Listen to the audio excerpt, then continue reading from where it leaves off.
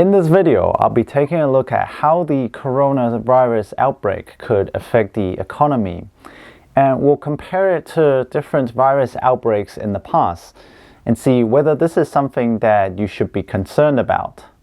So what is the coronavirus? First of all, it has nothing to do with Corona beer.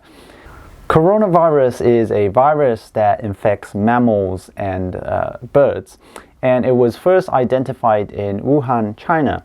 It is a respiratory disease similar to the SARS epidemic back in 2003.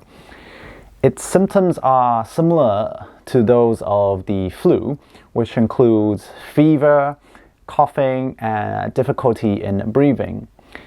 Now, so far there has been more than 100 deaths and more than 5,000 confirmed cases. And 5 million people have already been evacuated from the city of Wuhan, with a further 50 million people under quarantine.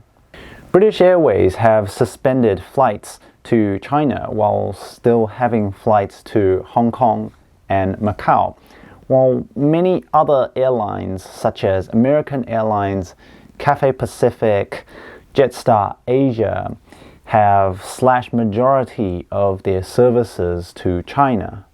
So far, Air New Zealand has not stopped their service towards China, but the market has responded to the virus outbreak, with Air New Zealand shares dropping 6.5% within a week's time.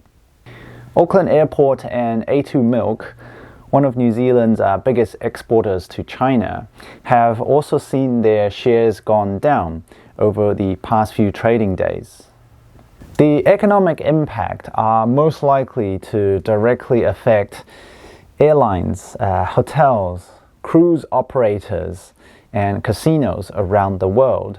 New Zealand tourism has already started to feel the effect of the Chinese government's decision to suspend overseas tour group travel over the Chinese New Year's, which is historically a very popular time for travel. This will probably affect the popular tourist towns of Rotorua and Queenstown the most, who gets the majority of the Chinese tour groups. So far, there have been many cancellations of these tour groups already. This may also directly impact heavy importers of Chinese goods, which, let's be fair, is the majority of New Zealand retailers, since the virus outbreak may significantly disrupt productions in China.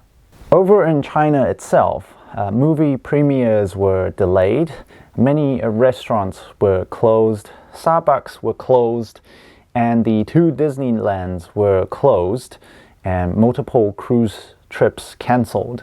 So how does this outbreak compare to the previous virus outbreaks, such as the SARS epidemic, the Ebola virus, and the Zika outbreak?